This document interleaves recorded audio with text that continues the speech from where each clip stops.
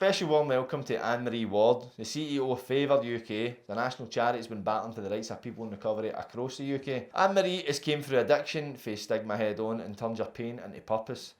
You've went to town with politicians, challenged the system and given a voice to people who've been silenced for years.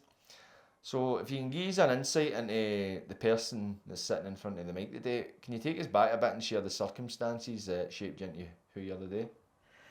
Gosh, well, I'm an old lady now, so I'm 54, so I don't know, born into an alcoholic home, down in Saltcoats, Ardrossan in fact. Is that where you're from? I'm from I didn't know that, Ardrossan, no. Ayrshire. No. Stayed in Parkhead for a couple of years when I was a kid, between 10 and 12. I moved up to the sticks. But then moved back down to Ayrshire, to Saltcoats. So Ardrossan first, Parkhead for a couple of years, then down to Saltcoats. As I say, you know, both my parents were addicts or alcoholics. Same thing, carrot vegetable into it, you know. My father got sober quite young, and has been sober for a long time. My mother unfortunately died of alcoholism. So I think my early experiences were, you know, quite standard for people in recovery, you know, like, you know, certainly standard for people who have been through a lot of trauma, adverse childhood experiences, all that sort of stuff. You know, like, it's not a special story. Like, I'm surrounded by people who have got a very similar story to me. So, and I got into recovery when I was really young, thank God. I got into recovery when I was 25. And I've just tried to build a life that tries to help other people get into recovery since then. Really simple. So see, you said you've had a life that's not too dissimilar to people you're surrounded with. Of course, you're talking about this in a recovery context, is that right? What about when you were that age though? Was, see, the kind of situation you were in, were you aware of it in comparison to like your pals as such, your peer group at that age? Was that quite a common problem that most people were going through? No, I don't think I had any sense that everybody was going through it then, absolutely no. I think that insight came when, you know, when I got clean and sober. But no, as a young person, as a young child or a young adult, I felt very isolated, very alone, like I was the only person who had been through that. And I think addiction exacerbated that isolation, you know. So, you know, drugs were my sort of response to feeling that isolation. So I felt isolated a long time before I started using drugs. I felt disconnected before, you know, drugs were a way of trying to soothe that disconnection and trying to get connection. It never ever gave me connection. And I know other people in recovery speak about feeling connected with drugs. I never ever did. It just took away the pain of feeling disconnected a wee bit. Not entirely, but enough to soothe it. Right, so it never made you feel connected, but it took away the feeling of not being connected? Well, it didn't completely take it away, but it certainly soothed the isolation, the feeling of being so alone. So rather than take it away, do you think it helped you forget how disconnected you felt? Yeah, the oblivion helps you forget, depending on the drug, doesn't it? Depending on what drug you take and how much oblivion you get. That definitely gave me a reprieve from the isolation and the loneliness. You said you had siblings in that, is that right? Yeah. So see, you said you felt disconnected. See, looking back now, obviously older and a bit wiser, I'd hope. See, looking back now, have you been able to kind of establish where that feeling came from? Well, I always thought that feeling came from just inherently being an addict. You know, like, so I'm of the school of thought that I was, you know, I was born with a kind of hole in my soul. You know, that disconnection was there before I picked up alcohol and drugs. But, you know, in conversations, especially after my mother died, with my siblings, I think that sense of lack of connection was there, certainly with a couple of members of my family.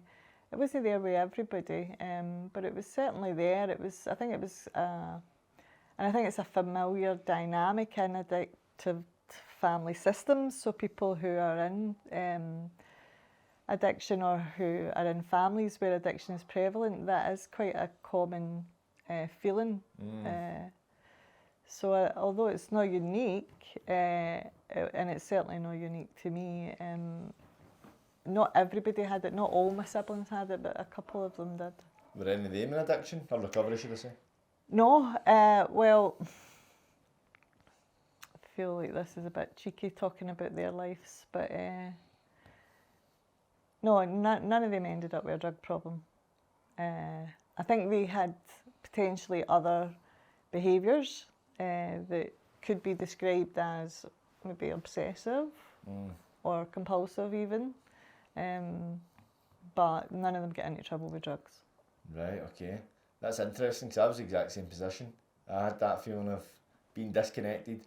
And I could never tie it down to where it was. Maybe I was disconnected from society to a degree, like certain circumstances in my life as such, but I always compare it, it's like, you ever remember the games you would get as a way, and it's like, you get the wee shapes, it's like a triangle, a circle and a square, and you would try and like shove a triangle into a square and it wouldn't fit. That's how I felt, that's how I describe it.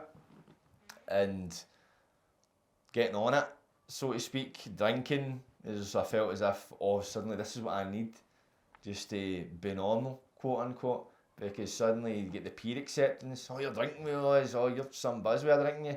I think, right, that's the secret sauce, that's what I'm missing. I've been doing it wrong this full time, and then it probably took me another 15 years to realise that, wait a minute, I think I've been doing it wrong this full time, not on top of it. I know exactly what you're talking about, and I think the first time I heard that articulated, somebody said they felt like a square peg in a round hole. And for them it was alcohol that soothed that. And I really identified with that. And there was an element as well when I was young, certainly starting school, I remember watching other kids play in this kind of really, the way that I describe it, is sort of joyous, spontaneous, alien manner. I was like, I don't know how to do that, how do you do that? You know, like, because there was no freedom, there was no spontaneity, there was no joy in my wee head and my wee heart, you know. Obviously because of what was going on at home, so I didn't know how to be free like that. You know, there was, so that exacerbated it. But then when I started to come into recovery meetings and hear people talk about that sense of isolation and loneliness and disconnection, they articulated a lot of what I felt. And that was the thing that kept me coming back, because I got the identification with them. It felt like for the first time there was people talking a language that I didn't have the words for. Like, I didn't even have the words to express it, you know, like I just carried all these thoughts and feelings with me, but I had no way to articulate them until I came into recovery and I heard other people articulating them. It suddenly filled in that kind of dictionary definition for you. See, the thing, I don't know if you'd be able to answer this. See, of course, you talk about that feeling of being disconnected, and if you look at the likes of the majority of people in recovery, from my experience, all come from like kind of poorer or working class areas. Do you think that's a contributor? Or the kind of environment you grow up in? Like, do you know much about people that come from like kind of, you say, is it upper class, would you use that definition, middle class, and people from kind of more affluent areas, like, and what is the kind of addiction rates there, and people that might enter into recovery, have you got any idea of that? I do, aye. So, like, addiction doesn't discriminate, right, whether you're rich or poor. Regardless of your upbringing, your class, if you could be an aristocrat and you could be, you know, an ordinary punter. But what it does do is, if you live in the poorest communities, if you're brought up in our poorest communities, the prevalence rates, so the amount of people who will suffer from addiction is going to be much higher than in middle class or affluent communities, and the rates of people who are dying are much higher. So you don't get a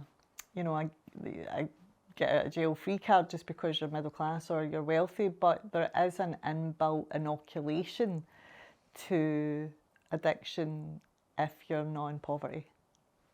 Does that make sense? Yeah, definitely. I heard is that people in the poorest areas are 18 times more likely to die for a drug death. And I think you've spoken about it before. I don't know if you've spoken about it publicly, but the accessibility to like recovery or rehab as such is a lot more open to people from wealthier areas and wealthier families as such. Well, that's right. They've got the means, you know, so rehab's so expensive. So even the middle classes struggle. A lot of people, even in the middle classes, would get into debt, you know, in order to fund their loved one going into rehab.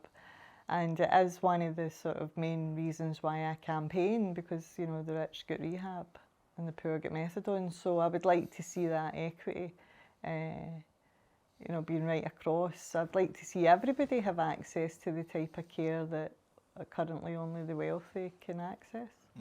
I like that slogan.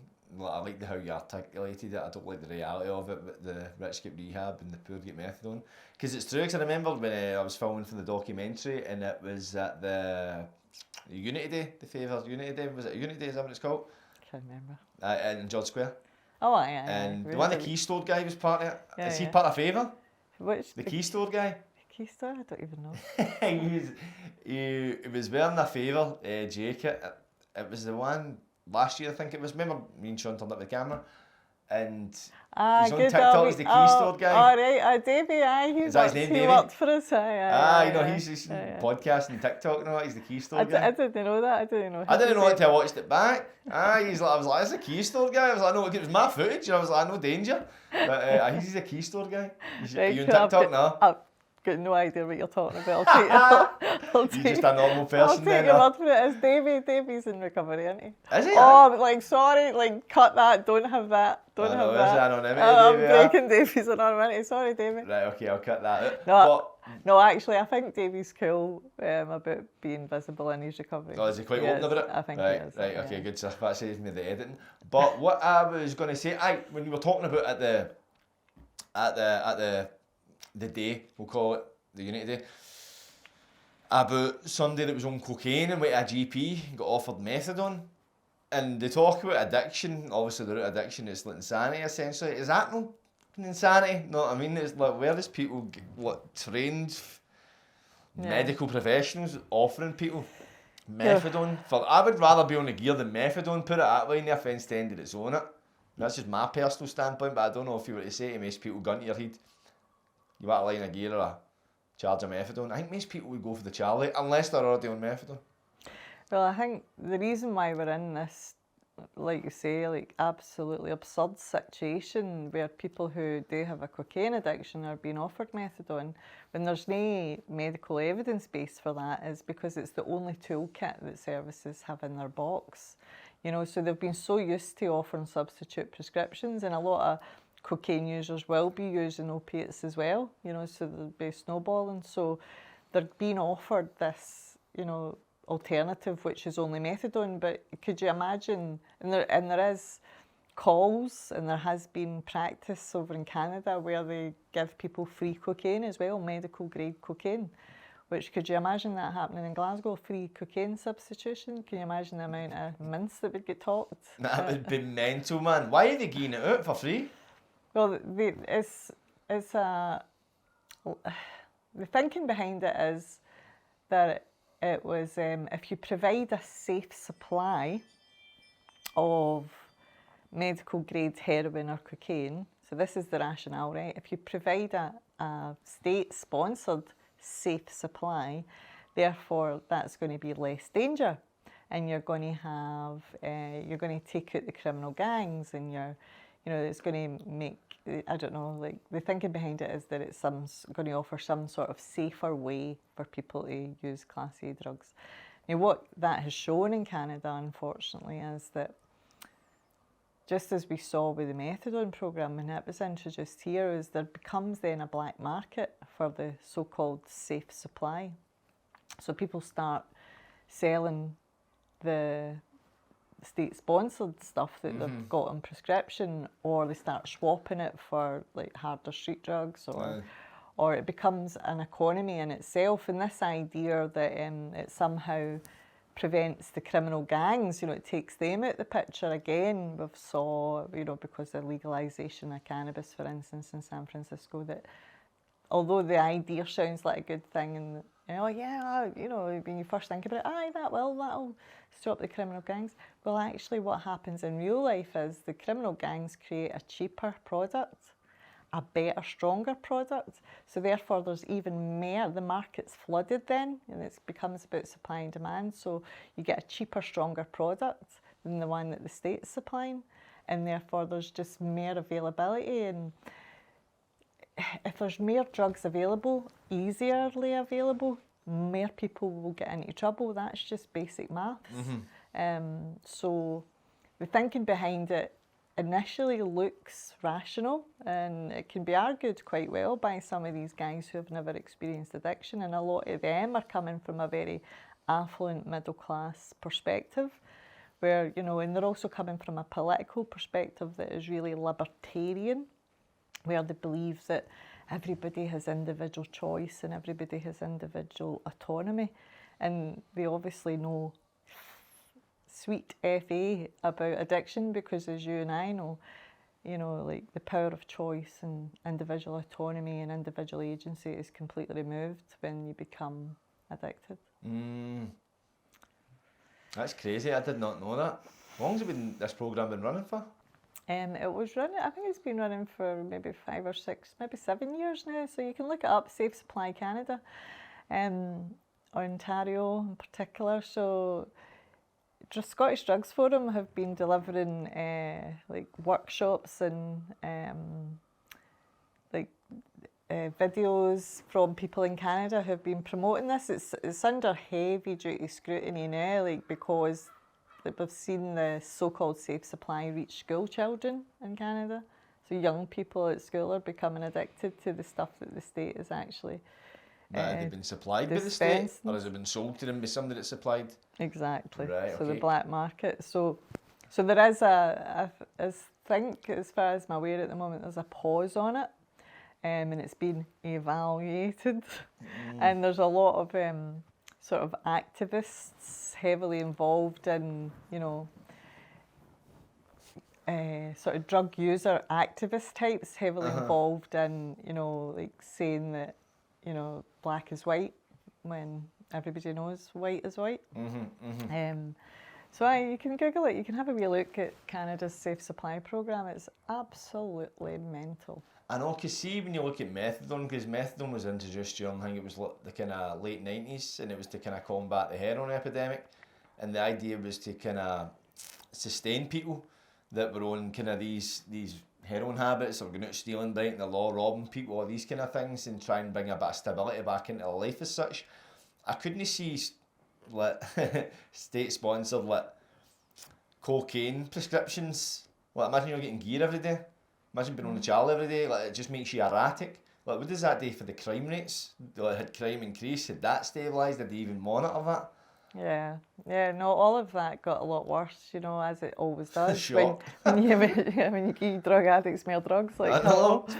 So, you know, to you and I, this is just totally absurd, and to anybody with common sense, it's completely absurd, isn't it? But the original thinking with methadone, the methadone programme in the 80s was, you know, about the whole the concern around HIV and the spread of HIV, and, you know, the clean needle programs and the initial harm reduction philosophy and practices were really, really helpful, you know. And it was always, methadone was an initial gap. In fact, I think the evidence base was that it was a 12-week program, that you were titrated up to a dose that was, you know, that held you and that you weren't craving, and then you were like slowly weaned off.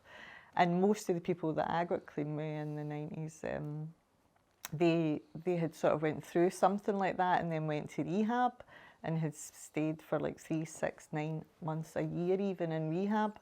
So it was always when it was first introduced, it was the beginning of the journey, and it was the main good thing about it at that time was that it stopped HIV transmissions or other bloodborne virus transmissions, and there was what the public health people call a crime reduction dividend.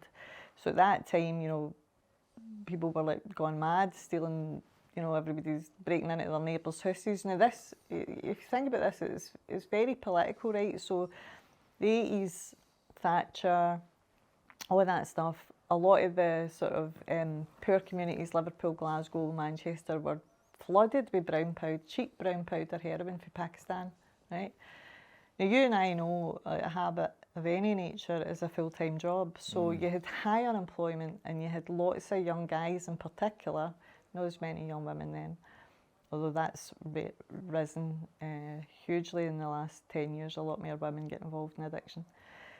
But here was all these young men, no jobs, but now they've got heroin habits, and heroin's a full-time job. You know, like getting a tenner bag back then is a full-time job. It still is today for a lot of people who are economically inactive, as they would say. So the thinking at the time was, you know, that we're seeing a crime reduction dividend, you know, for the public purse. So people were, you know, they were stealing like for their neighbours, they were breaking into cars, taking car radios, all that sort of stuff to get, you know, the hit. And it was like a really strong wave that hit, you know, it was like nothing that any of our communities had ever seen before. So there was an initial win in this crime reduction dividend. But unfortunately, over the years, what happened was they stopped investing in sending people to rehab. And at the same time, the amount of people who became addicted was rising. And then more of the funding gets shifted into just the harm reduction measures like clean needles, substitute prescriptions, wound care, and then the whole system became completely managerialised. It became very centralised. So prior to that, you would have had like Drumchapel or Govan, you would have had the wee local drug projects responding in a community-based way, you know, where the folk that were running it, you would have grew up with them, do you know what I mean? And the community was involved in it. And then as the funding shifted over more and more towards harm reduction services, the services became more clinical. And so we know that addiction's got three elements, right? It's bio, which is the medical element, so like, you know, the physical addiction. It's psycho, so it's like in our head, like the obsessive nature of it. Biopsycho, social, so and it's also social, so we become really isolated in our addiction. And what the current system does is it just focuses on the bio, it just focuses on the medical aspect, so you're only getting that aspect of it treated. Now, and I use the word treated lightly because what you're doing is you're substituting the addiction, the drug, for a different drug. So the treatment is supposed to be stabilisation, but you and I know, if you know, that's a complete misnomer. If you're genuinely an addict of the nature that you and I are, there is, you know, it's completely, addiction's uncontrollable and unmanageable by its very nature. But those early drug services would have focused on all three, the bio, the psycho and the social. So as addiction has expanded in our communities and as the services have become more centralised, we've saw this kind of managerial response, you know, just trying to manage people's addictions rather than help them get clean and sober. Right, okay, so is that the reason why it shifted, Faye? Because you spoke about when they started off with the kind of the methadone programme, the idea was they would wean people off it. But now, like, you're seeing people on methadone for like 20 years. People on methadone longer than on heroin, like 20 years on methadone. The dose has risen and it stayed at that. I'd say a lot of people in Berlin, they're on, like, I don't know if it's like 80 mil as such, been on 80 mil for like 20 years. You're like, how? How is that? Where is the kind of thought process behind that? Yeah, it's 20 year, 30 year, 40 year, you know, it's... And the thought process behind it is that our services are completely deluded, right? They're run by people who don't understand the condition and they think they can control and manage it. So they've got a containment strategy rather than a healing strategy. So you and I know, and anybody in recovery knows, that you can't contain addiction by its very nature. It's uncontrollable and unmanageable. If it wasn't, it wouldn't be addiction, it would be something else. It would be binge using, or it would be, you know, something else. But addiction is a different beast altogether. It's insatiable. But you've got a system set up by people who are well-meaning, kind, I'm sure, compassionate, well-educated, nurses, social workers. But ultimately the oversight for it is a managerial class who want to try and contain it and who are trying to, they see it as a wicked problem rather than a social, spiritual, psycho, you know. A what problem? They see it as a wicked problem. So when they talk about wicked problems, and they're not talking about wicked in sort of, you know, theological terms, they're thinking, they see it as a wicked problem is something that they think cannot be solved. So it's just one of these things that we're going to have to manage. Right. Right. So there is a whole class of political people and elite sort of managerial thought types who think that addiction cannot be, you cannot heal from it, that you can't recover from it. There's, you know... There are really people that think that, especially in politics. Aye. But what happens, what about when you look at the people that are, like yourself, that's in been in recovery, they've battled addiction and came through the other side. Well, they call us anecdotes, don't they? They say your experience is anecdotal. So what does that mean? It means that the research around people like me isn't funded as well as the research around people who are using methadone or other drugs. So the recovery literature, so that a lot of these managerial types will base the decisions they're making about funding on the evidence base, right? Right. So the evidence base is hampered by the fact that you only can build evidence if you get evidence funded, right? So a lot of the funding for the methadone program and the substitute prescription in the current system comes from pharmaceutical companies or interested parties who have a vested interest. But recovery research, right? So the easiest way to describe this is like, so people who do get clean and sober and who, build their lives again and, they come out the other end and actually heal and recover.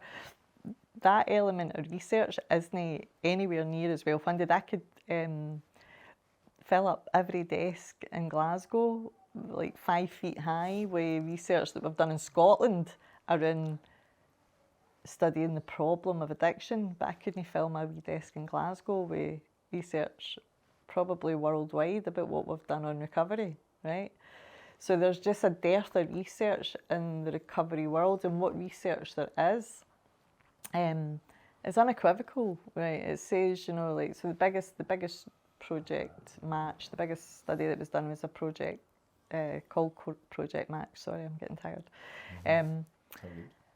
And they looked at the 3 different pathways to recovery, right? They never looked at substitute prescriptions at all because they don't class that as recovery, although, there's a lot of people in the system currently who would say that if you're in recovery if you say you are. But what they looked at was 3 different paths. They looked at motivational interviewing, they looked at cognitive behavioural therapy, and they looked at 12 steps. So you can look this up, Google Match. Project Match, sorry, on Google. And what they showed was that all 3 paths worked equally, but if you put 2 of them together specifically, like, so if you put cognitive behavioural therapy together with motivational interviewing, you got better results. But unequivocally, what it showed as well was if you put 12-step recovery with either motivational interviewing or CBT, you got even better results. So the anomaly was that 12-step recovery, and there's a huge evidence base around 12-step recovery, right, and abstinence-based rehab and all the sort of stuff that you and I are really familiar with, but it's not what they call the gold standard, right? So the gold standard evidence base in the addiction world comes from something called randomised controlled trials. Right. But you can only do randomised controlled trials with drugs. You can't do them with people that aren't using drugs because there's too many variables. They can't be randomised and they can't be controlled in the same way. So the hierarchy of evidence, or the gold standard of evidence, is methadone.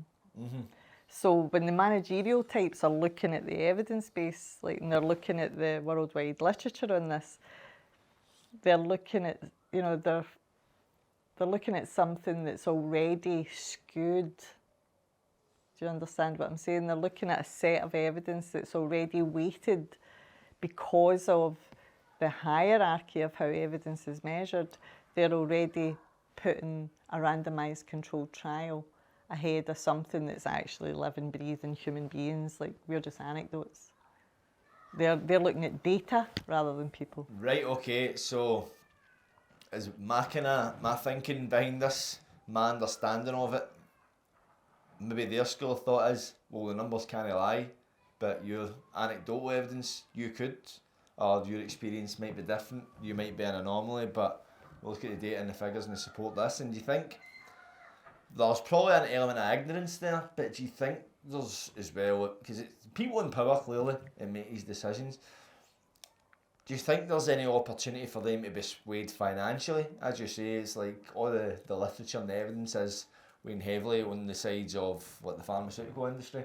And of course, if you've got a vested interest in, right, we want you to kind of lean towards us, here's a backhander, essentially. Do you think that kind of thing goes on? Absolutely, but it's not in those terms. It'll be far more polished and far more sophisticated than that. But I've just heavy laymaned it up. No, I mean, I've done it as if it's like a kind of a drug deal in the spare room. No, I mean, a flat in Govan up on top of it. No, it'll be done. That's exactly what's happening, but it'll be done with so many more layers of managerial speak. But again, what they're measuring, right? What the data that they're measuring, you've got to think about, well, what are they looking at? So the stuff that I mentioned earlier, like the crime reduction dividend, right? So that's what the kind of thing that they're measuring. How much police time is being spent on this? They're not measuring that, because if they were, we would have stopped the methadone programme a long time ago. They're not looking at what are the health outcomes of these people who are been on methadone for 20, 30, 40 years, because if they were measuring how did they contribute? So if you compare me, right, or somebody who got clean in the 90s because they went to rehab, who stayed clean for 30 years, right, almost like me, who have became, went to rehab for, say they went for a year, right, that would have cost, in today's money, that would cost about 25, 30 grand, right? Right. But a methadone script in today's money only costs about 6 grand, right? But see that person 30 years ago, they went to rehab, they got clean and sober, they then went to college, went to uni, got a job. In fact, they were working all through uni as well, right? Their wee brother got into recovery as well, and he became a contributing, productive member of society because he was in recovery. Recovery is just as contagious, by the way, as addiction is. And addiction is contagious, especially in our poorest communities, but so is recovery. He became a beacon, right? Or she, that person then. They've been clean and sober for 30 years, and they've been a contributing, productive member of society, paying into the pension schemes, and they've helped how many other people get into recovery since then. So that initial outlay of 30 grand that, in today's money that was paid for him to go to rehab, has paid back dividends, numerous dividends. And in fact, I would argue, so I'm thinking particularly about Donnie. Hi, Donnie, if you hear this. Donnie's wife then got into recovery when he did. Then Donnie's son got into recovery. Now, prior to those three of them getting into recovery, Donnie and his wife were in and out of jail. The Waynes were in and out of care. Do you know what I mean? Like, they were costing the public purse millions a year. Donnie's been clean and sober 25 years, his wife 24 years, his son 15 years, do you know what I mean? Like, you can't, I can make these arguments all day long about cost, right? About money and the cost to society. But what about the actual cost? Like you said, the people making these decisions, they're looking at data, they're not looking at lives. They're not looking at lives worth living. They're not saying, and if I say to you, somebody who's on methadone for 25 years or 30 years, is that a life worth living? You're being judgmental, Annemarie. You're being stigmatising, Annemarie. And I'm like, well, come on. Do you know what I mean? Like, everybody knows, it's a half-life. Do you know what I mean? Like, and of course there are some people who, their trauma and their pain does need to be medicated and it does need to be sedated. But would we not want to give people the opportunity to live a full life and to heal from even the worst types of trauma and the worst types of pain? You and I know, we've seen people recover from it. We've seen the most horrific stories. People come back to life. The Walking Dead, go on and become amazing, contributing, productive members of society. So why would we not want to offer that to everybody? I know, and see, no offence to anybody that's on methadone, I've never met anybody that's on methadone that's in a full-time job or full-time education. I've met plenty of them in the jail, right enough.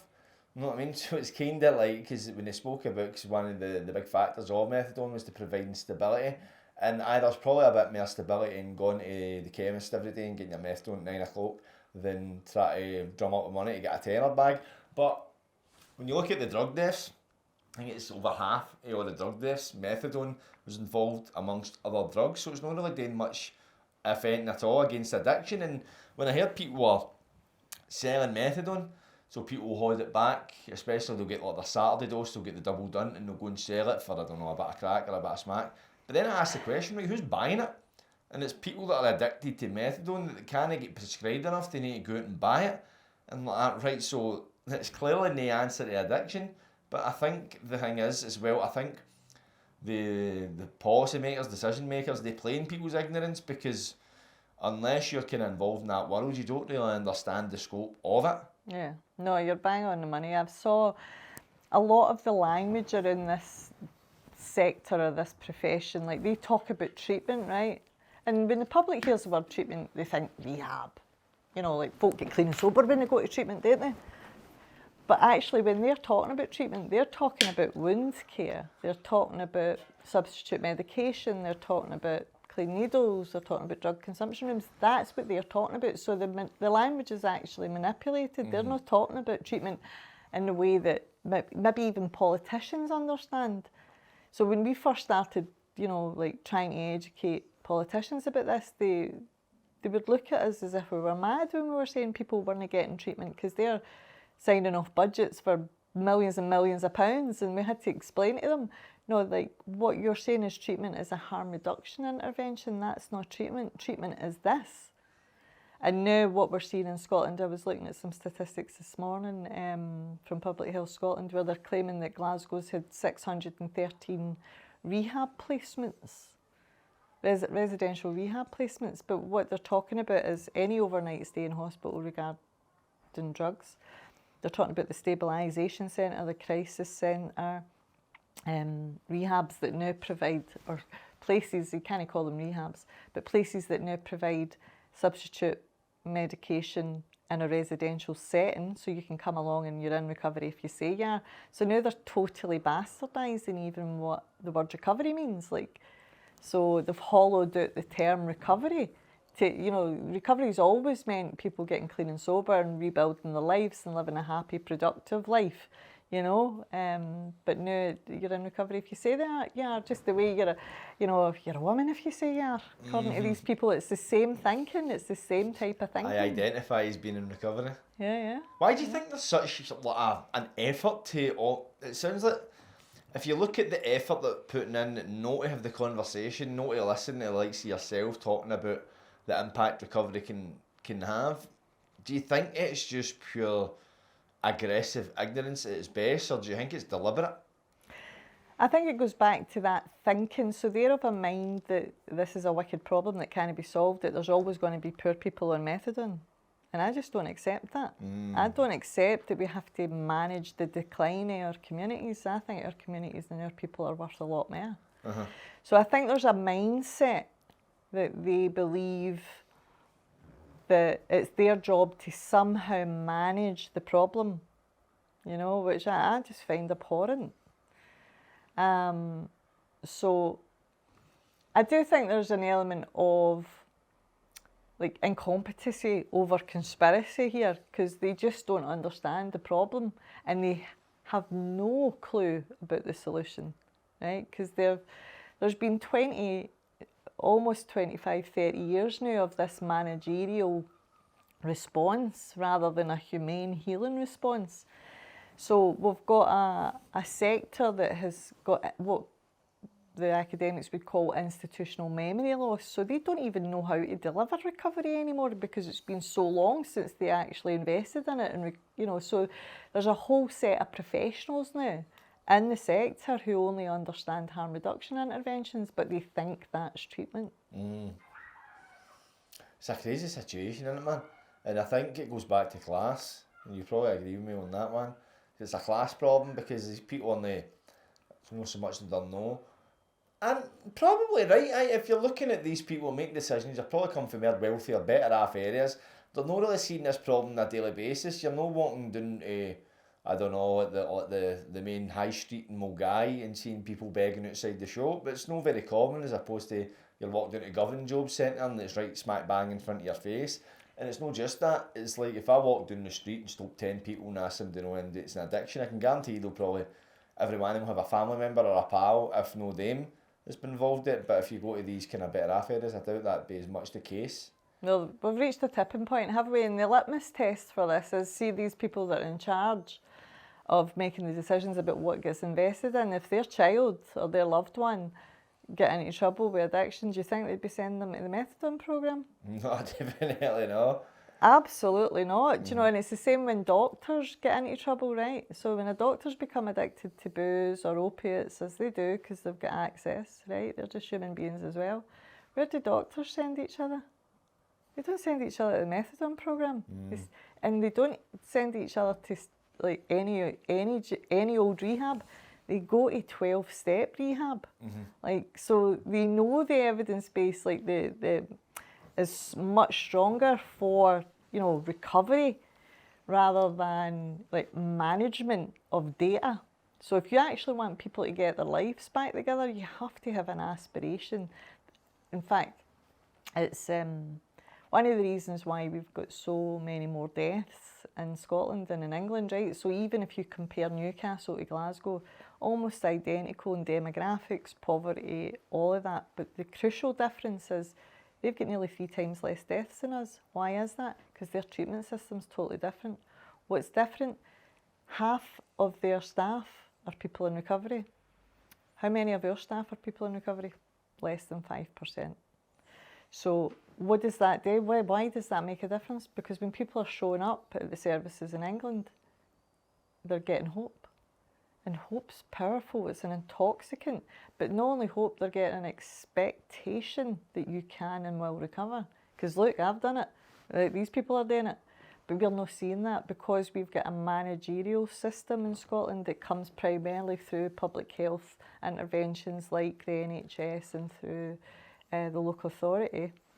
We're seeing, you know, really kind, clever, compassionate social workers and nurses trying to deliver management, containment, trying to control and manage people's addictions, whereas in England, the majority of the services, not all, but the majority of them are coming through the third sector, right? So no in the public sector. There's the NHS professionals, you know, throw in their weight, and there's social workers as well who get involved, but primarily the services come through the third sector, and the third sector employ over 50% of the workforce are people in recovery. So you get the culture is totally different. In England, that's why you've got 3 times less deaths. Culture eats strategy for breakfast all day long in any organisation. So you're going to, you turn up to a service, not only that, in England you can get seen that day. You can get a substitute prescription that day. You still can't get that in Scotland, you know. So even if that was all you wanted, and it was just a substitute prescription, which for some people that is initially what they want to start their journey, but there's no an addict on this planet, and you know it, and I know it, who doesn't want to get clean. Do you know what I mean? We know that in our souls. There's maybe addicts that don't think they can get clean and that don't have access to services to get clean, but there's no an addict on this planet that doesn't want liberated for that utter hell of addiction. Totally. And see, when you said with England, the system's different, so in what way is it different in terms of, is there a lot more access to rehab as well? There isn't actually.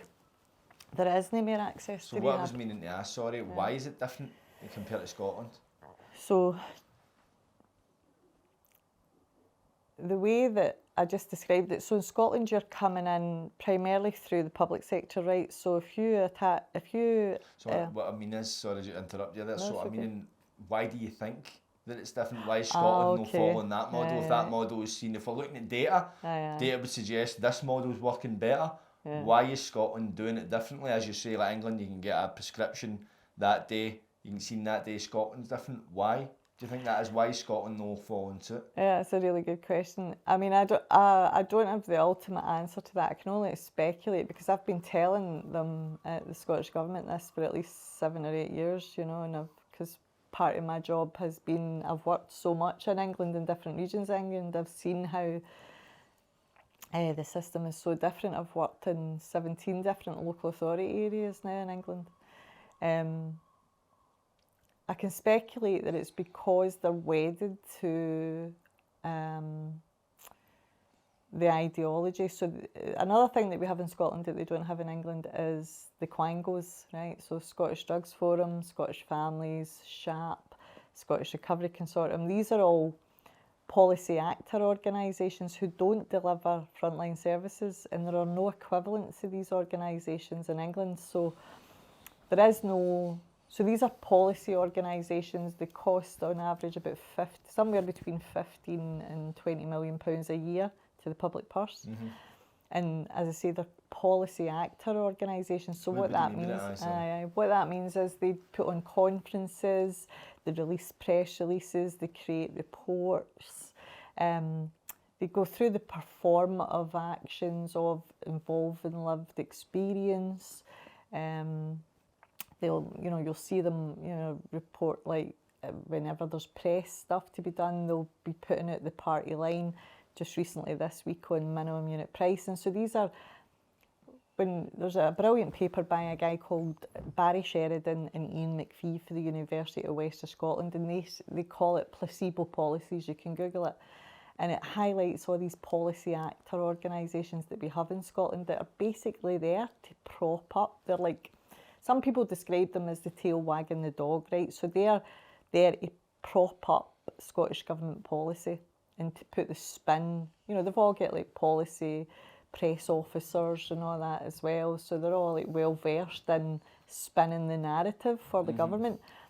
I'm not sure that they are the tail wagging the dog. I think that role shifts between the government and the quangos. So sometimes the government's the tail wagging the dog, and sometimes it's the quangos, depending on who's het. I think they sort of play that game between themselves. But again, there's no equivalent organisations in England. They're just focused on every penny's going into delivering treatment. In England, they don't have more access to rehab than what we do in Scotland, but the culture of the general public services is recovery focused rather than maintenance or containment focused. Right, okay. So you mentioned as well, like talking about like the government as such, so like, the position you're in right now, you do deal with the government on a kind of a personal basis. What kind of conversations are you having with, like, obviously you're quite vocal, you know what I mean, you're not shy, you're not shrinking violet by any means. When you're in, let's say, maybe, what is it they say, off script or away from the cameras such, what kind of conversations, what kind of like attitudes are you getting back from them? Where you kind of at some point like, do you ever have conversations and you're just like to yourself, you people just don't get it and you never will get it, or do they refuse to get it? I've not had any off-camera conversations with them for years. Really? Is that intentional? Oh yeah, I made a decision, I was just getting gaslit, like genuinely abusive. There was a point where one of the civil servants had walked me and my organisation up the garden path, around providing a blueprint for something called the National Collaborative. We had created it for them, and went as far as writing job descriptions, costing it up, etc. And basically, cut a long story short, they gave like our ideas and our work to their current quangos. I probably saved myself a fate worse than death, actually, because if they'd commissioned us, they would have, I would have probably had to, toe the party line in some way. But it got to the point where they gave our work to the quangos to deliver a very broken, beige, watered down version of what we had suggested. And that performance is ongoing currently. And it got to the point for me where if I was to take part in that, it would be in an abusive relationship. Like I can't converse with them. And there was a young guy who came on board, he'll remain nameless, with the Scottish Government. And he's in recovery, and there's a couple of people in the government know he's in recovery. I hope he still is. If you're watching this, I hope you're doing all right. And he tried to reach out to me to get me involved again, and I just said, listen, until you don't, as you go on your own journey, because at that point he was just starting his recovery journey, he was only a few months clean. I said, you'll understand that I cannot enter into this relationship again until there's some sort of amends made. And if I was to do that, I would be harming myself. So I don't think until we get a new government, and even then, you know, the civil servants, if they don't change, because it's the same civil servants that have been running the show in this sector for a long, long time. And I think they know, and certainly the ones that I did develop a relationship with, there's some there that know that I'm right and they want to help, but for whatever reason, the whole system is invested in these policy organisations delivering placebo policies. They're caught up in, like, they themselves are behaving like addicts who cannot get out of the loop they're in. I believe in the lie. Yeah, you know, like, and they've not just doubled down. I mean, we've saw it since we started campaigning. Deaths have went up and up and up. So, you know, you'd think at some point they would say, surrender, the game's a ball game, but you know, and I know, like, if you're addicted to doing something, how you only get to that surrender when there's an absolute rock bottom, and what they're banking on is that I'm going to get tired, and that people like me and you who are discussing it are going to, you know, gear up. That also shows you how little they know about addicts. I know, committed till the end. Because of course there's one of the policies or ideas that they champion these days is the safe consumption rooms. You've been quite outspoken in that. What is your opinion on the effectiveness of the safe consumption rooms? That's not just my opinion. I mean, the last 3 months we've seen a 33% rise in drug deaths in Glasgow. So, you know, my opinion is told you. You know what I mean? I bring you no joy to say that, you know, like, it's fucking horrendous, excuse my language, you know, like the people in the Calton, I was there a couple of weeks ago, there's women greeting because they can't go out at night, they don't want to go out at night. There's been a rise in crime, there's been a rise in, you know, other addicts coming to the area, there's been a rise in prostitution, there's been a rise in violent crime, and businesses are suffering, and the people of the Calton are having public meetings about this, right? And the way that the local politicians are spinning it is that it's me, that I'm causing the trouble. It's me that's organising all these people and inviting the press and whipping them all up into a frenzy. It's me that's the problem. When, like, you know, like Sky News, The Times, you know, The Guardian, like all the big, like, TV shows and press have been down and spoke to the residents. The residents asked me to come along and speak. I never organised them, I never mobilised them. People in Calton are quite well, like, happy to do that themselves.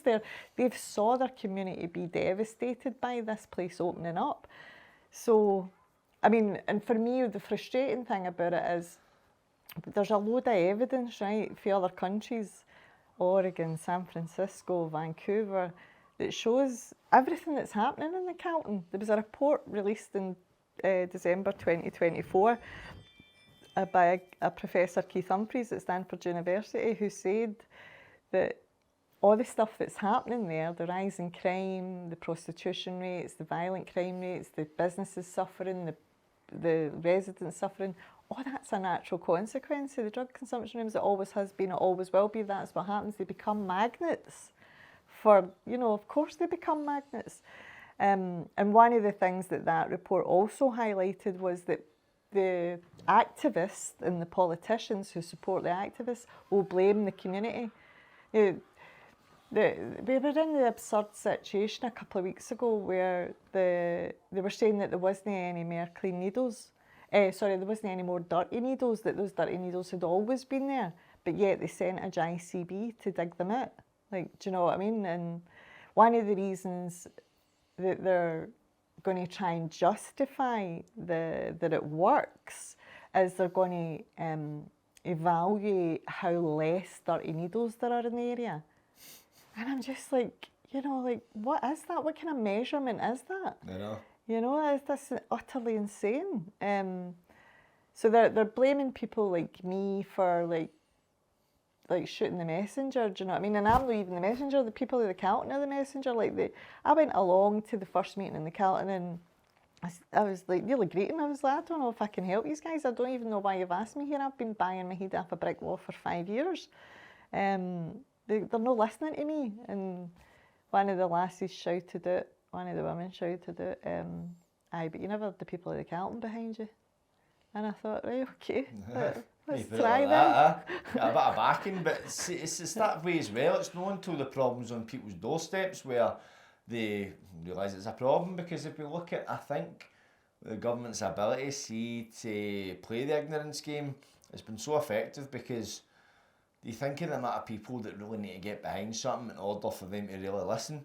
Like addicts, unless people are in addiction are directly affected by it, then your general uneducated public aren't really too fussed, because it doesn't affect them. They're no informed. But until, as you say, the problem's right on their doorstep, the people of the Calton, they realise, right, this is how bad it is and this is how ineffective the government are in treating this. That's what's mobilised them. And what they're, the other sort of spin from the government, and it is a lot of spin from the politicians, they're saying that the people of the Calton are not being compassionate and they're not being kind, and they just need to be educated, and that. And like, I was just like, this is insane. Do you know what I mean? They're actually gaslighting, and there was one of the local politicians was saying that there hadn't been a rise in crime, and there hadn't been, a rise in dirty needles, and there hadn't been a rise in, prostitution, and he's saying this to the press, and the people of the Calton are going, we can see it with our own eyes, like,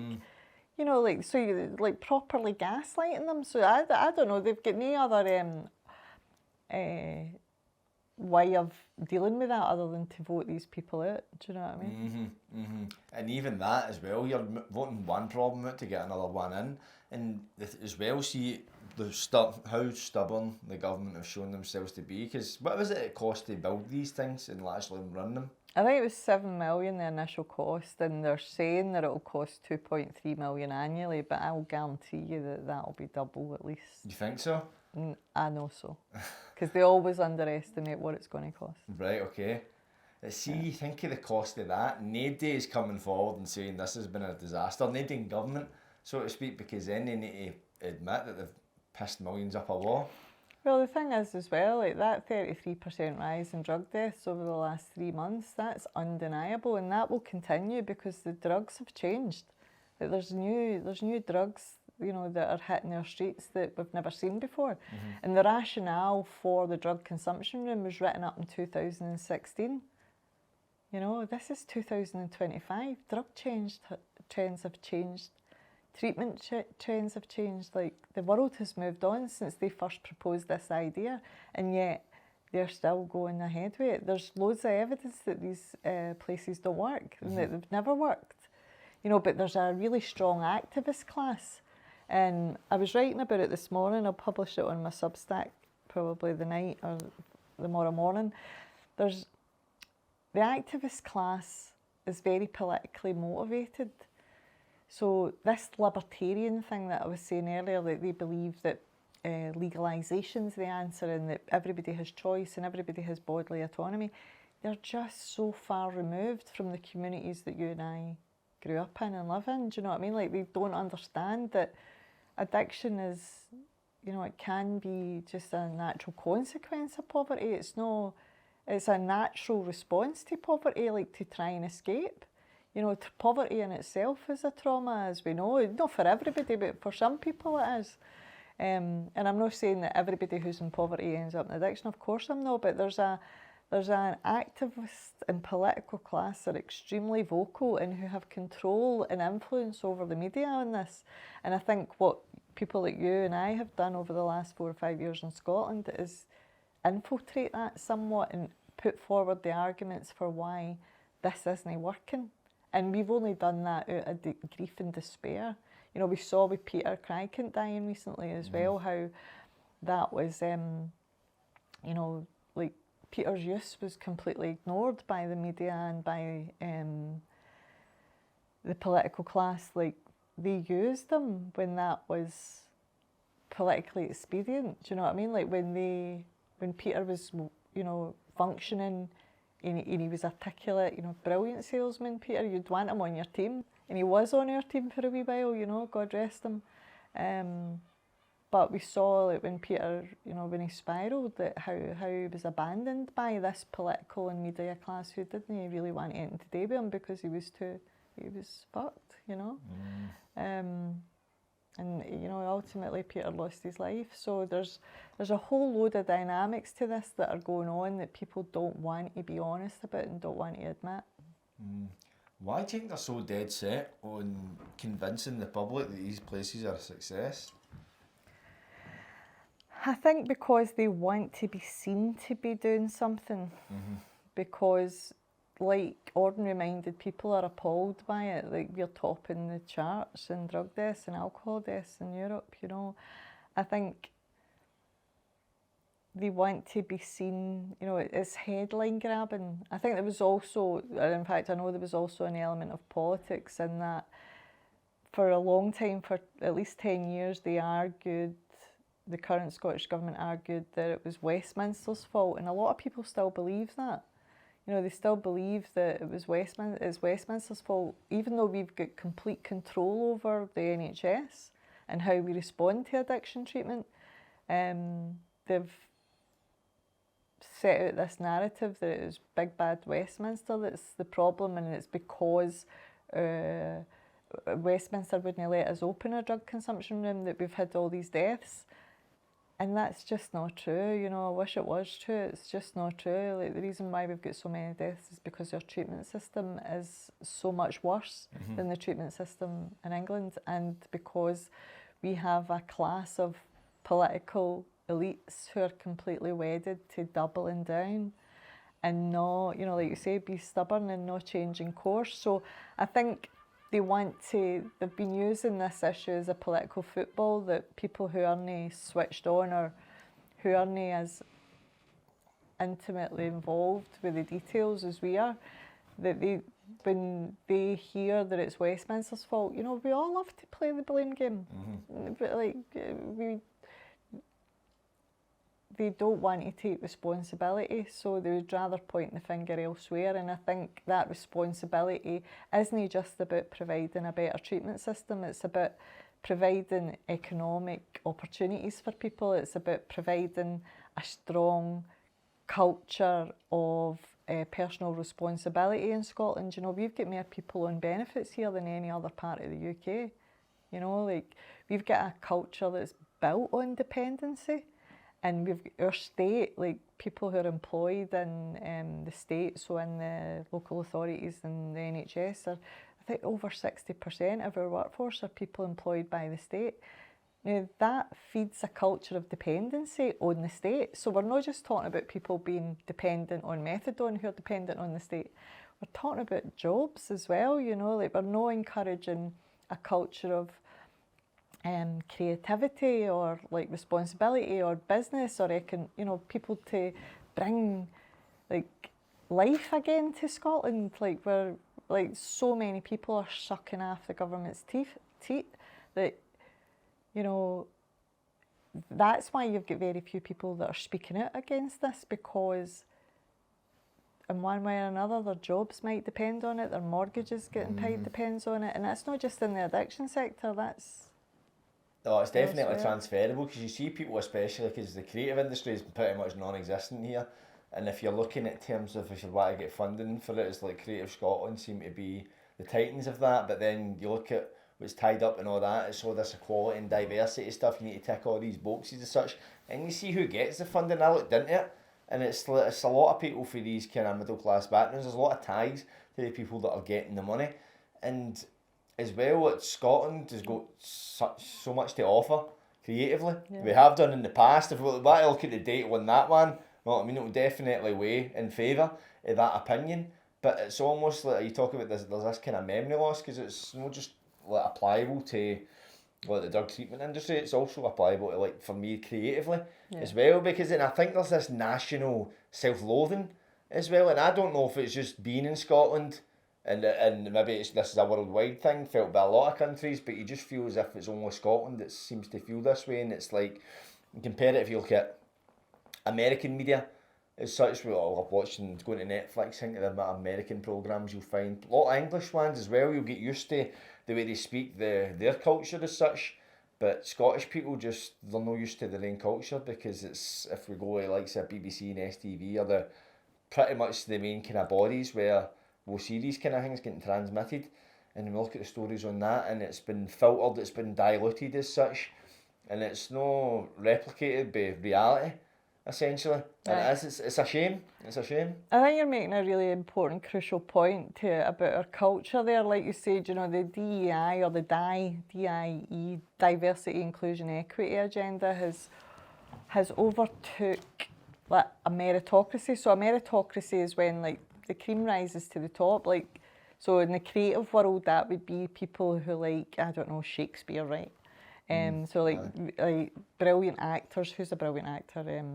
Tom Hardy. Right, cool. Like, so the cream rising to the top and being rewarded for being the best, the excellence being rewarded, rather than being rewarded because you're, you know, of a certain sexuality or a certain colour or a certain, you know, race or, you know, whatever. So because the focus has been on this sort of DEI rather than on meritocracy, rather than on excellence, you get a kind of leveling out of mediocrity, right? And that just, and like you said, because Scotland's a small country, if you look at the creative arts sector and you see that those relationships with people, I mean, I can see it in the addiction sector as well. Like, you know, they've got the same surname. Are they related? And then you find out, aye, they are. That's her big cousin, or that's her. Do you know what I mean? So there's a lot of that. Do you know what I mean? And of course, all cultures have that. You know what I mean? And maybe if we were in charge, we would do a bit of nepotism as well. I'm not saying that that's. No, definitely. You know, do you know what I mean? I'm not saying that that's, you know, like no a thing. It is a thing. But I think if we're focusing, if what we are valuing is something that isn't excellence and isn't industrious and isn't prosperous and isn't culturally good, if we're trying to mediocre everything and make everything equitable, well, that's, you know, that's not the world. Do you know what I mean? And that's if you're trying to make the whole world beige and vanilla and make us all the same, that's, you know, I'm Catholic, right? So that's an abomination. Because we're all beautiful. Do you know what I mean? Like there's huge variations in what we should celebrate. Do you know what I mean? It's just no. I feel as if they're trying to please everybody, but invariably by trying to please everybody, you're causing people to hate each other even more and on a much grander scale. And I'll be honest, I'll say it like this: politicians don't care about the minorities, don't care about them. They care about your votes. Because at the end of the day, you'll not see your standard politician going about chatting doors in Govan unless there's an election. You know what I mean? Or like a local council, they'll go about chatting doors and put leaflets through, they'll want to be seen, they'll want to be doing things. As soon as that's election there, they've got your vote, if they're no, they're away, they don't care. They don't care about working class poor people or trans people or none of that stuff. They don't really give a shit. And that's my kind of perspective on it. But they'll fan these flames, because if you look at, I don't really get into all this kind of trans stuff. I've got certain opinions. I wouldn't say I'm on. I couldn't tell you what right, left means or that. I'm not really interested in it. I just believe in what I believe. But I do believe that like the trans vote's a big vote, and if you can get a lot of people that are trans supporting or any kind of entity with that, then that's a lot of votes in your basket. And to some people, it's doing the numbers like that, right? If we can kind of sway towards these people for this period of time, then we can get the votes. That's my opinion on it. And of course, nepotism, it can apply like for instance, if I'm on a film set and my brother's a videographer or a cinematographer, I'll probably look at giving him a shout. Only if I think he's the best man for the job. I've got pals, right, and I started doing the creative thing, social media and all that type stuff. And some pals, that'd be good today. I give you a shout next time you've got it going, and you're like that in your head, aye, it'd be great, the story. Aye, we're pals, we started after it together. But the reality is very different for the most part, because I think working with people, you've got some kind of relation to that. Never work with your pals unless they're the best person for the job. Your family, because I don't think people apply themselves the best as opposed to somebody that's had to earn the right to be there. Yeah. And that's the thing, it's like, based on the credentials and no the diversity or whatever it is. And for the most people, in my opinion, and that I would like to ask people, if you were told, no, you got this job just because your colour or your religion or whatever, they'd probably be like, ah, what, really? Was I not the best person to get this job? But that's not really doing much for somebody's self-esteem. Yeah. And it's like, and I don't really align myself with this school of thought by solving the problem of racism. We need to start hating white people or like all this stuff. It's like, why not just include everybody? Yeah. You know what I mean? I don't feel the solution to racism is more racism. Yeah, the latest thing that's doing the rounds is like we're all colonised, right? Like, you know, like, and I'm just like, these people have got no idea what their history is, and you know, like slavery, like we have to pay reparations. It was the British that ended slavery. Hello, like look past, you know, what you're being told. And I think you're right. We've got to a stage where politicians, certainly for the last 40 years in Scotland, in our poorest communities, like you said, they only come out when they want your vote. And you know, there's been very little difference. You could put a fag paper between the SNP and Labour, you know, or the Tories and Labour even, do you know what I mean? Like there's no real difference in what they're offering. So I think the way that the political system has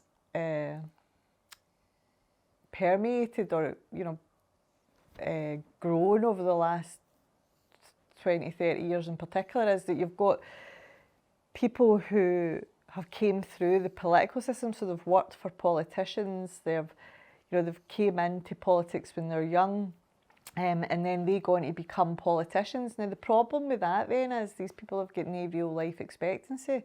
Sorry, that's not true. They've got no life experience. Now why am I saying that? Because if all they're doing is playing at politics, and politics, you know, there's an element of like batting arguments away. When I grew up, politicians were people who had made their way in the world, who were excellent, who had made a contribution in some way. Like it was union leaders, it was people of high merit. Do you know what I mean? Of course, there were like some people, particularly in the Tories, like peer hereditary stuff. You know, like people who had became politicians through family and connections like that. But what we've seen now is a completely hollowing out of the political class as well. So we're seeing people who haven't contributed to life at all. They've just politics became a sport. And I think what we're seeing with the rise of reform is like an unacceptance of that now. And the people, like you said, the way that people can manipulate those votes, so like the trans vote or the Palestine vote or the, you know, whatever the current zeitgeist is that people will, or politicians will latch onto.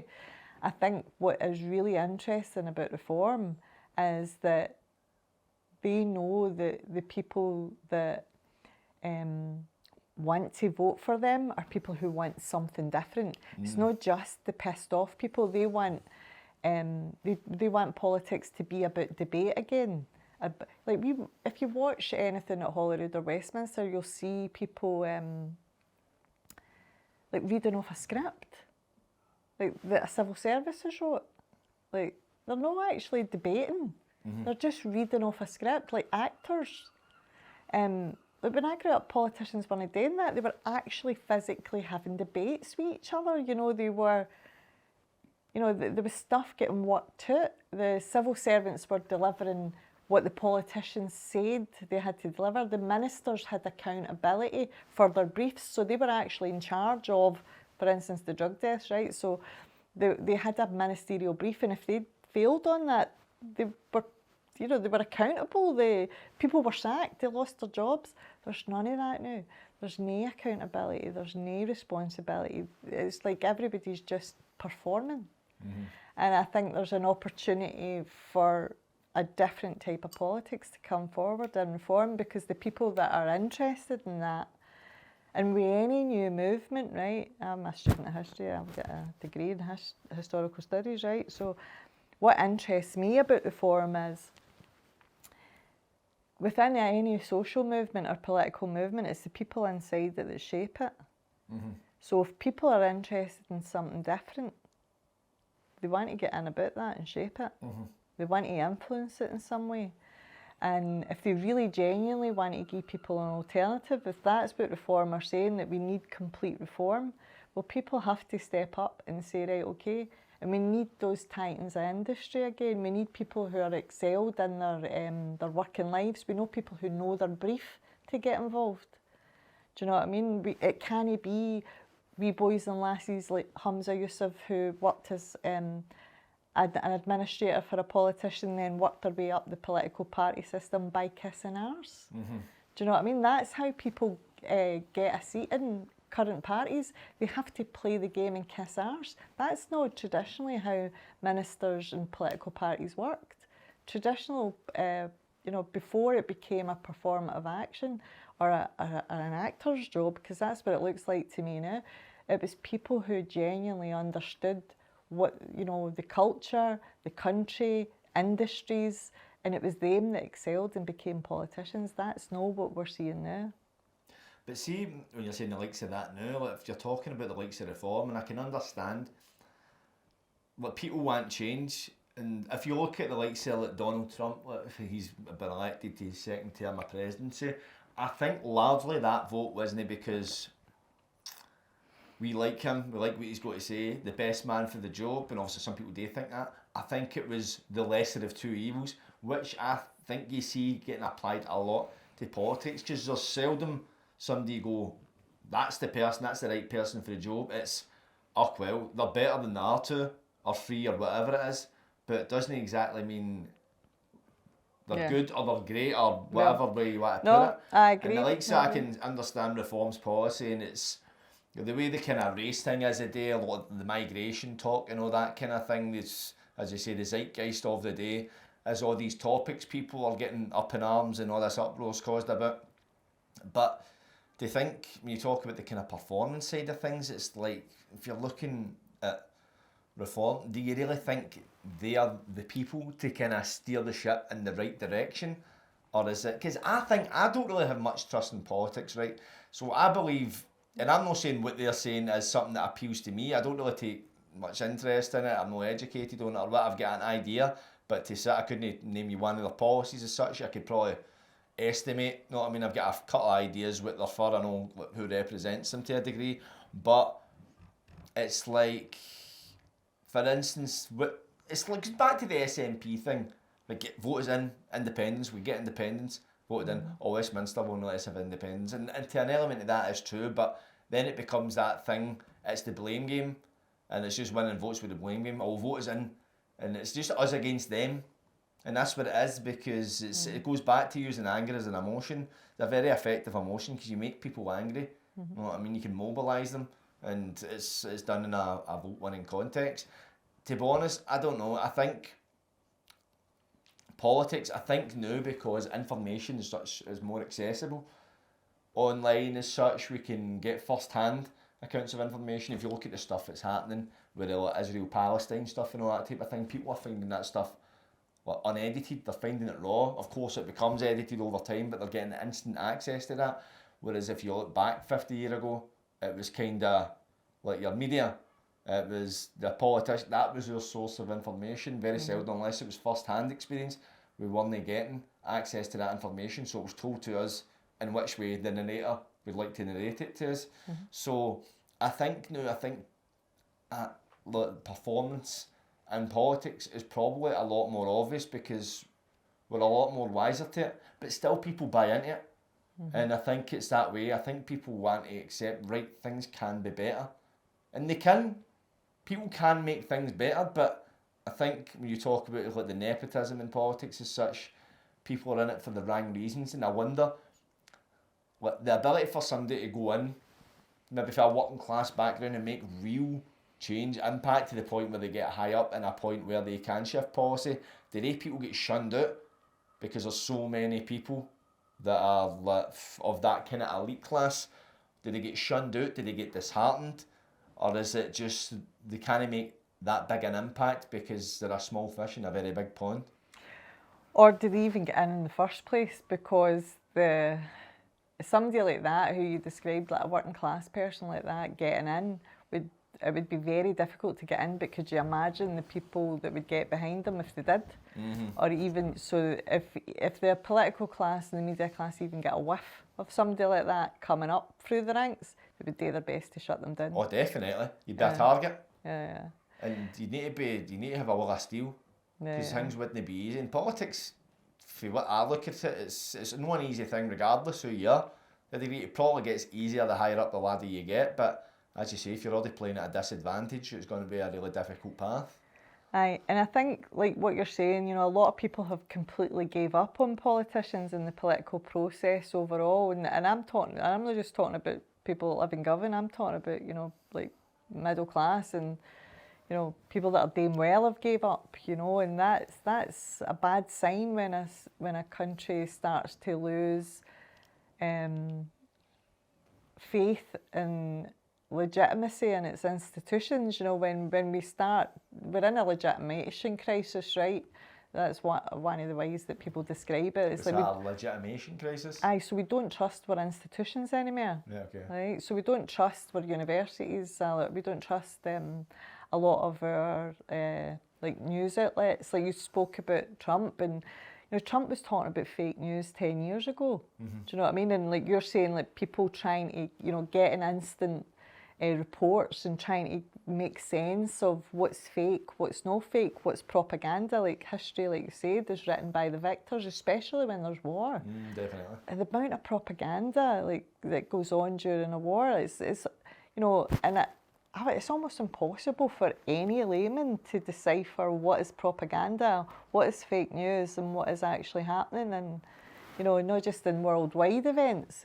One of the issues that I've felt particularly upset about is the Scottish Parliament debating stuff like Israel and Palestine, and I'm like, we have got no power or jurisdiction or influence in that at all, and yet we spend weeks and weeks talking about it. Our parliamentarians who are on like 100 grand a year talking about that. You know, when there's and it's all signalling virtue. You know, it's signalling it to the world that we care about this when there's people dying in our communities, when, you know, just from drug deaths, cancer, heart disease, waiting lists, you know, unemployment, like rapes, like there was 40% rise in rapes in Glasgow last year. Like, what the f is going on? Do you know what I mean? And you guys are debating stuff that, or like making noises about Trump. Like, what? Like, you know, like... It's all diversion tactics. Exactly, aye. So, like, I would like our politicians and the people of Scotland to ask our politicians to be responsible and accountable to the people of Scotland, first and foremost. You know, like, you're supposed to be helping govern our country. Like, this is where we live. This is what we have jurisdiction over. This is what we have responsibility for. Can people please step up and do that job, rather than signalling virtue about, you know, whatever the latest thing in the news is. You know, I don't care about your opinion about Palestine. I care about what's happening in Govan, in Carntyne, in Saltcoats, in Jura. Do you know what I mean? I care about that. And it's not to say that stuff that's happening in the world isn't important. Of course it is, but we can't do anything about it. But we can do stuff about what's happening in Scotland, right? We can. Where there's a will, there's a way. And particularly where there's a political will, there's a way.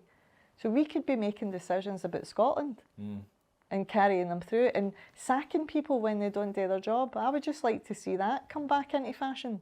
If you don't, you know, you get your jotters if you don't do your job well. I know, it's not all order, is it? Like, you know, you don't make excuses, and, you know, this whole lessons have been learned nonsense. You know, like, and then the same failures are repeated year after year after year, but lessons have been learned. And we created a report about it, and there's another report coming out about it in 6 months, and it'll be the same recommendations, and it'll be the same, you know, performative action and circle of despair over and over and over again, with nobody having responsibility or accountability. I'd just like to see that happen again. Would you think the chances of that happening or what? Well, if we use the analogy that we've been using, right, if we take that forward, that the government's currently addicted to doubling down on certain areas and delivering stuff over and over again that they know isn't working, but they're addicted to doing it and they won't stop doing it, like they're being stubborn, right? If we agree that that's what's happening, well, eventually they're going to hit a rock bottom. Mm-hmm. And I think the drug deaths are a very visible representation of that rock bottom. I think the amount of people on benefits are a very visible representation of that rock bottom. I think the amount of mental health difficulties that we're experiencing as Scottish people, you know, I think we're skating along the rock bottom. I don't think that can continue much longer. Mm-hmm. I really don't. No, definitely not. Who do you think would be actually, because we talk about, we don't really get much choice. It's kind of slim pickings when you're talking about a political class, because nobody trusts the Tories, understandably. As you say, Labour and Tories, they're not too far apart. And of course the SNP in the position they're in was like, who is there then? Yeah. Well, you know, I've got the same scepticism around, particularly, you know, I bought right into the hope that the SNP gave us. Yeah, same. I was a member for a long, long time, and I watched them, you know, just build this managerial class and this bureaucratic system that meant more and more people were reliant on the party and the structures that they built and how they took power away from the local councils and centralised it at Holyrood, right? Now, one of the reasons why I thought the SNP was a great idea and why I supported independence was because I thought, get power away from Westminster, bring it home. But what I saw them do then was take that local power away from councils and centralise it. And that's why we've got all these centralised services now, like Police Scotland, and the local authorities can't even make decisions about, you know, the basic things. Mm-hmm. It's got to go through Holyrood. So I've got the same scepticism around any new party coming up. We see reform. We also see there's another new party. It's an old party we you know, cogitated or gurgitated, called the Social Democratic Party. So they're coming up in Scotland as well. And, you know, there's other options out there. And I just think, you know, I've got pals that are totally sceptical who are saying it's done, like, you know, there's no way out of this, it's a mess, nobody's coming to save us, we need to take back our own communities, but I think if a political party was to start to talk about that and say, right, okay, we're not the be all and end all, but we want to help communities build themselves again, I think we would maybe instill a sense of responsibility back to people. I think we've become quite dependent on services being delivered to us in a lot of ways, you know, even though those services are failing. I think there's part of our culture in Scotland that's been expects things for free, you know, and expects things to be delivered to us. And I'd like to see any political movement that does come forward or does rise to have, you know, to instill that sense of pride again in community and personal responsibility.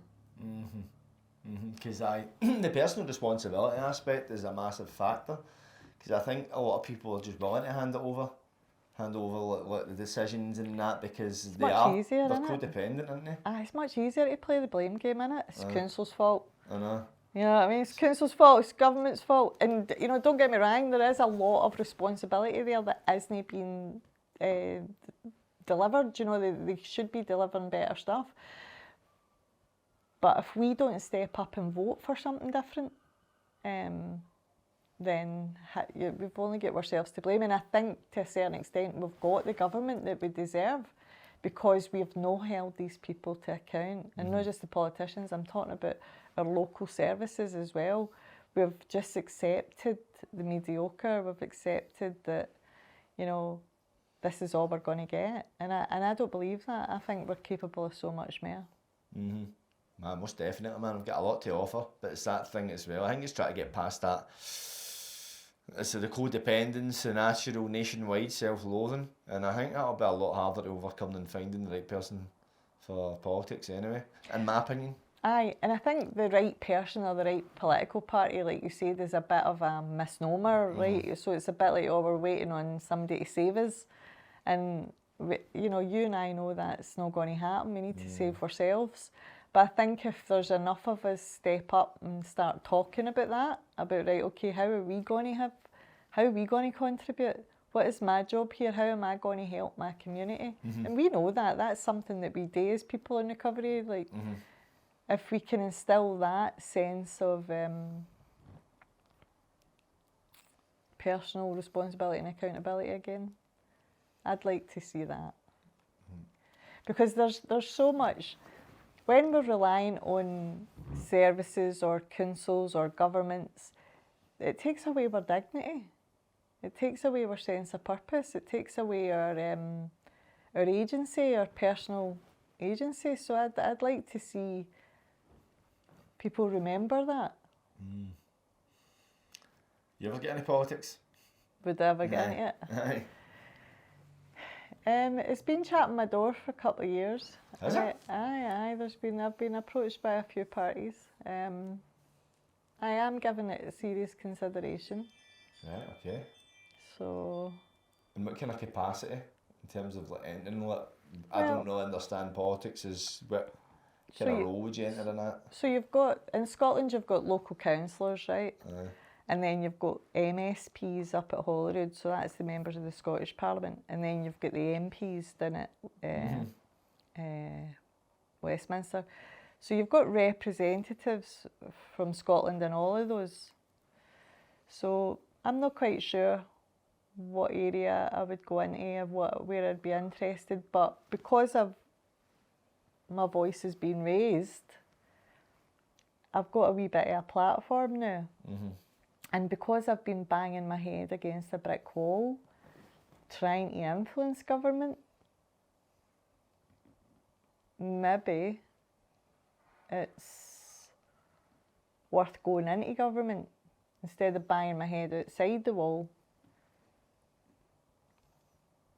I'm a bit worried about that though, that if I do go in, that I might find that it's even worse inside. Like, I've got more influence outside, so I've no discerned what is the best course of action. People keep telling me that to go inside, that you'll have more influence and more power inside.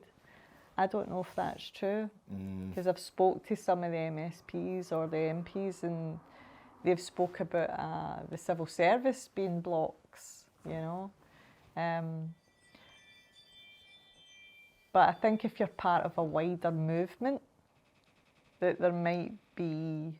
And one of the things that I've found, certainly working with the MSPs and Holyrood, is that they are, on certain issues, at least on the surface, willing to work together. So it's Disney, it's not all about, I mean, they say, that the different parties say, we stand for this and we stand for that, but everybody knows you can put a fag packet between them, do you know, or a fag paper between them, sorry.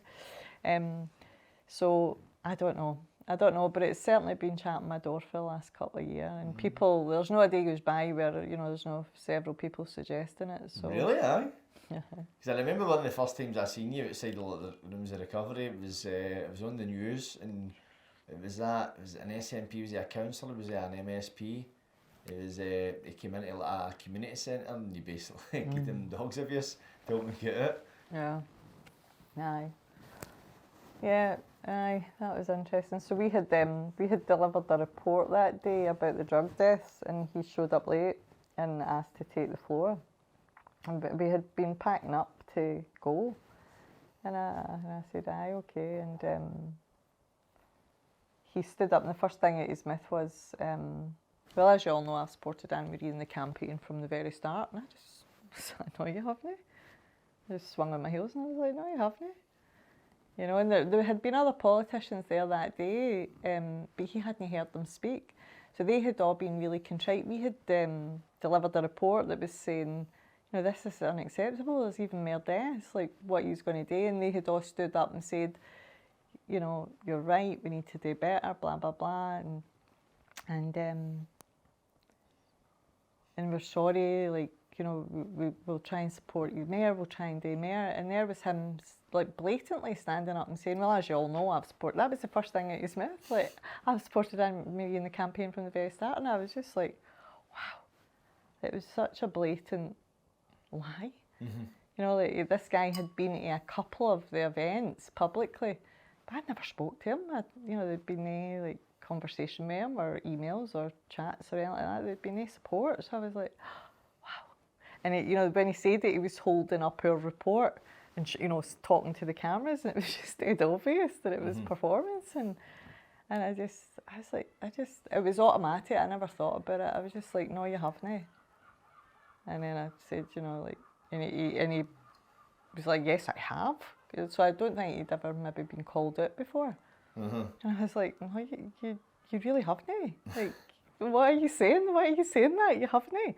And he doubled down, and I was like, out, just get it. Like, you're lying, get it. Like, this is totally unacceptable. Like, you can't come in here late when the event's finished just because you've heard somebody sent you down because the press is here. Do you know what I mean?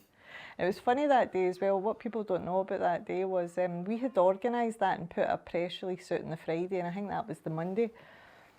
And on the Friday afternoon, I had heard that Nicola Sturgeon was going down to open the rehab in Saltcoats, which is where I'm from. Now, it had already been opened 3 months before by Nicola Sturgeon, but they knew that all the press were coming to our event in Bluevale. Was it in Bluevale? Aye, it was. It was over in the East End.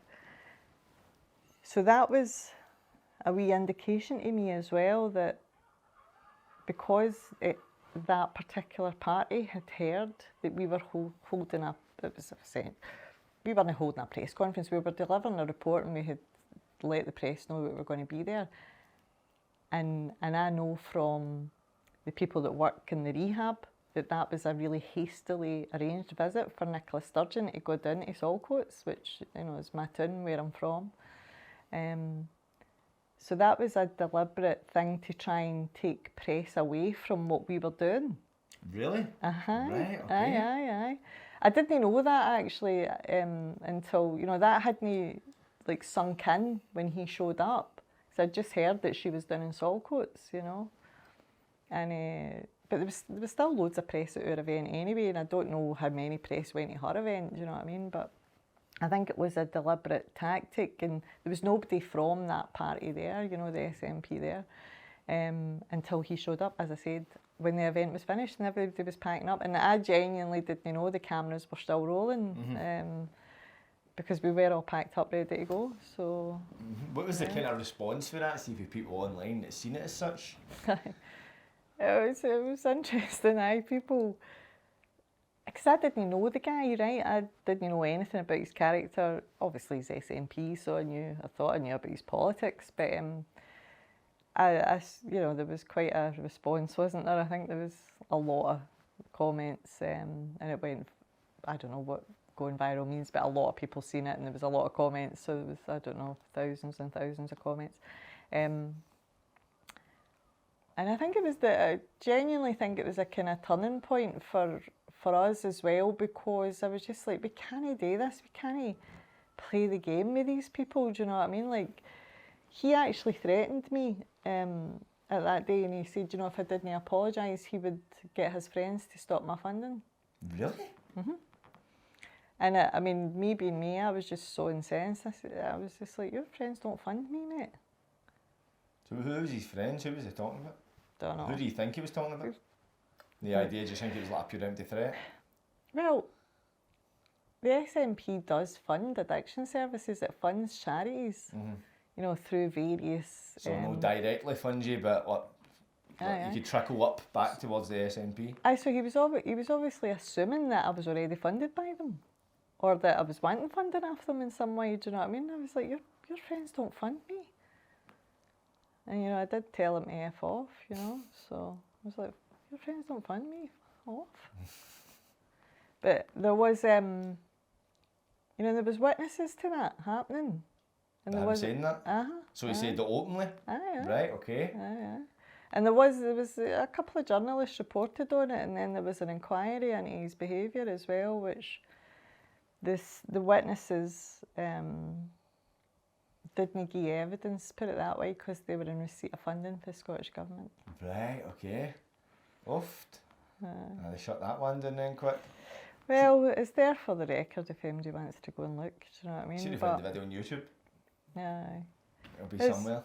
hugely disappointing, do you know what I mean, that it takes stuff like that to alert people to what's going on, but it certainly woke a lot of people up and made people question, so I suppose overall it was a good thing. But it was very obvious to me that, and there was somebody said to me that day as well, like, you need to be really careful, like, with him. And I was like, what? It's like, he knows a lot of dodgy people. And I was like, what are you talking about? Do you know what I mean? Like, do you think I'm going to, like, get scared of somebody that's threatening me or bullying me? It sounds like more like his problem than it is yours. Aye, well, especially if he's involved in politics. Aye, well, I'm just you know, that you can't, if somebody threatens you, you don't kowtow. What do you do with bullies? That's what I said to her. What do you do with bullies? She just stand up to them. So that's the thing as well. See people like, see your position, thinking about people that don't speak up, and I think that's why you're fighting such a hard battle, because you're competing against people, as you say, they've got mortgages, they've got wains, they've got all these bills and expenses, and they don't like to speak out. I find that in comparison with kind of like the creative thing, when I go back to the Creative Scotland type stuff, a lot of people, they know, or they think there is an issue, but a lot of people aren't outspoken as such. And even people that aren't in a position to lose it, it's almost like an investment in their future. Oh no, I'm not certain, because I never had anything to start, wasn't the bones my arse, so I'm doing alright now, not on top of it. So if I keep my opinion, and that's the thing as well, it's like looking at how much is your integrity worth? Yeah. What price do you put on that?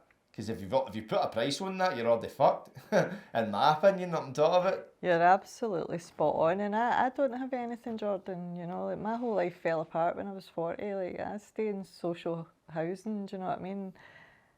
I've got a good job, you know, I work for a charity that I love, and, you know, I'm totally committed to that, and they're, thank God, they're committed to me, and they get what it is I'm trying to do. But if I'm dishonest, like, you know, like one of the primary reasons that we stay clean is that we have to thy own self be true, and we have to be honest, right? So if I start playing the game, and that's what people are doing when they keep their mouth shut and when they don't say anything, or what you're describing actually when people don't say anything is the chilling effect, right? And this is like how governments, communist governments, control people, you know, because there's certain opinions that are acceptable and certain opinions that aren't. So if you succumb to the chilling effect, the first thing to go is your own integrity and your own, you know, self, like, awareness and self-esteem, and, you know, so I've worked too hard for that, you know, and I've got a certain amount of, like, spiritual richness, shall we say, that knows that, you know, even if I was to lose my job at the charity, or, you know, I would be fine. Do you know what I mean? Like, I would still have, you know, I would still have enough, you know. And you still have your integrity. Aye, and that genuinely is priceless. No, definitely. 100%, man. My soul would be intact. But I tell you, it's not been easy, you know, like, I'm not gung-ho, do you know what I mean? I do get really scared, because but what we're saying by telling the truth, we're going up against a lot of vested interests and a lot of people in a lot of powerful positions. So it's not that I'm Johnny Big Bananas, like big brave Annemarie, do you know what I mean? I have days where I'm like terrified, you know what I mean? I genuinely do, but for me the integrity is like, well, what's the alternative? You know, like, how many more funerals are we going to go to? You know what I mean? Like, you know, there's people, like I told you before we started filming the emails that, you know, the two women have sent me about their sons. You know, like, what else are you going to do, Annemarie? You going to go and work in Tesco's? You know, when you're in the middle of the fire, you better keep fighting, you know, because I wouldn't know how to stop anyway, if even if I wanted to. 'Cause sometimes the fear of stopping far outweighs the fear of the consequences that can happen by continuing. You know what I mean? Well, I'm answerable to a higher power. I'm not answerable to the Scottish Government or, you know, these politicians or these people that are that think they're powerful. You know, I answer to one God, and it's nobody on. You know, it's no political party, and it's no, you know, nobody that pays my wages either. You know. I'm with you, man. I'm with you. It's powerful, man. Yeah. But I'm going to wrap it up. Thank God I'm sharp. I know, I could see. I was just wanting to ask, before we finish, where does Annemarie Ward and FAVOUR UK go for here? Oh God. You got an awful? Kid that. Only God knows. Aye. I don't know. I'll take it a day at a time and show up and do what's put in front of me, and we'll see.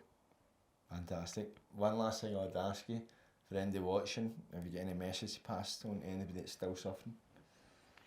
They do recover. It'll take more than you know you've got in order to get recovery, but if you really want it, you know, come along to any 12-step fellowship meeting. You've got Alcoholics Anonymous, Narcotics Anonymous, Cocaine Anonymous. Glasgow's got a really strong recovery community. Scotland's got a really good recovery community. You can go to Smart Recovery as well. There's loads of stuff online that you can tap into. Never give up hope. I know that people are suffering in ways that most people can't imagine how they're suffering, you know. But we do recover. Fantastic, we do indeed. If anybody wants to find you, Twitter, probably the best place. Twitter's best. Annemarie Ward, Annemarieward, or you get my I'll tag it below. email. Aye. Annemarie Ward, ladies and gentlemen, like, subscribe and don't get wide. Catches.